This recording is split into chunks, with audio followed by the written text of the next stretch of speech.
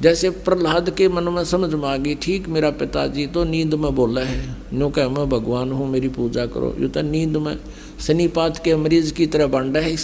उसको पक्का ज्ञान हो गया था कि भगवान की पूजा से ही लाभ होगा।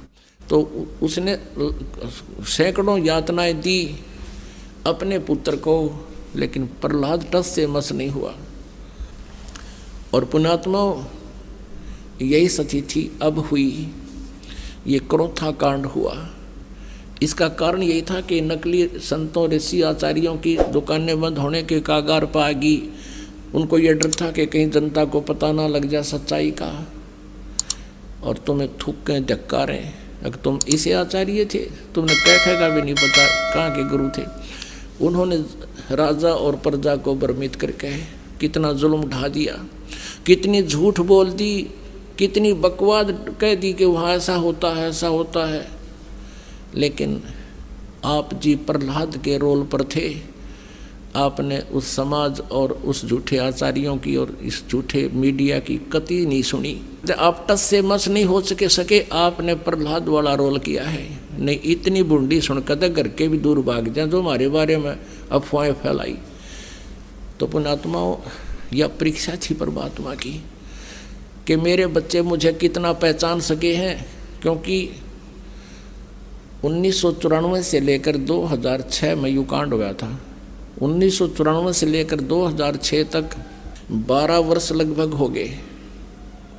इन 12 वर्षों के अंदर परमात्मा ने ये देखना था कि ये बच्चे मुझे कितना पहचान चुके हैं।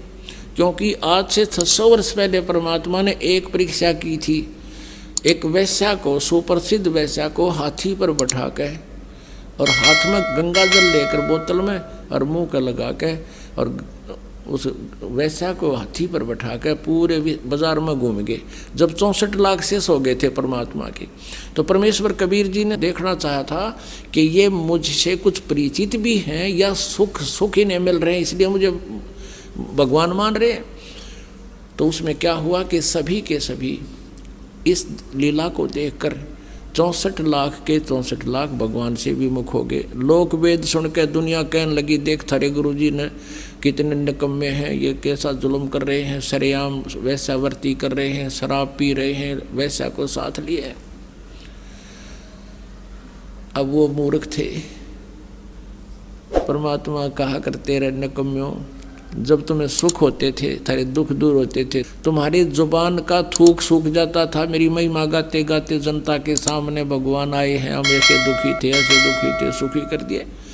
और आज मैं इतना गंदा हो गया कि शराब भी पीऊँ और वैश्यावर्ती भी करूँ, तुम्हारी इतनी बुद्धि भी काम नहीं करी, जाओ पड़ो बाढ़ में। यही देखना चाहो थे परमात्मा। तो पुण्यात्माओं, आज उससे भी बुरे आरोप हम पर लगाए, लेकिन मेरे बच्चा एक भी टस से मस नहीं हुआ, क्योंकि ये परिचित हो चुके थे भगवान से। तो इस शिक्षा का हमें ये लाभ हुआ है कि हम भगवान को पहचान रहे हैं। यह परीक्षा थी। और अब देखना ये विस्तार कितनी स्पीड से विश्व में जाएगा। हमारा उद्देश्य है कि सब मानव समाज इस तत्व ज्ञान से परिचित हो और जिससे ये माया की दौड़, माया की हाहाकार मच रही है, इसके पाने के लिए ना भाई देखता, ना बेटा देखता, ना माँ, ना कुछ। भाई बहन का आपस में रोज लड़ाई रहती है, झगड़े बढ़ गए हैं, पैसा कमाने के लिए रिश्वत है तेरा गजब भैया। समाचार पत्रों में सुनते हैं, राजा लोग रिश्वत लेते हैं, जज लोग रिश्वत लेते हैं। आग लगी फिर रह गया कि इस पृथ्वी पर फिर कौन जीव बचेगा। पुण्यात्माओं, कितने तक कानून बना लियो ये सरकारें, कति कोई लाभ नहीं होगा। इस अध्यात्म ज्ञान से जीव को हेट हो जाएगी इन गंदे कर्मों से। उसको पता लग जाएगा कि कहाँ रखूँगा इस धन को, कि आग लाऊंगा, ये पाप मेरे साथ रहेंगे और माया मेरे साथ रहेगी नहीं। तो इस आधार से पूरे विश्व में शांति होगी।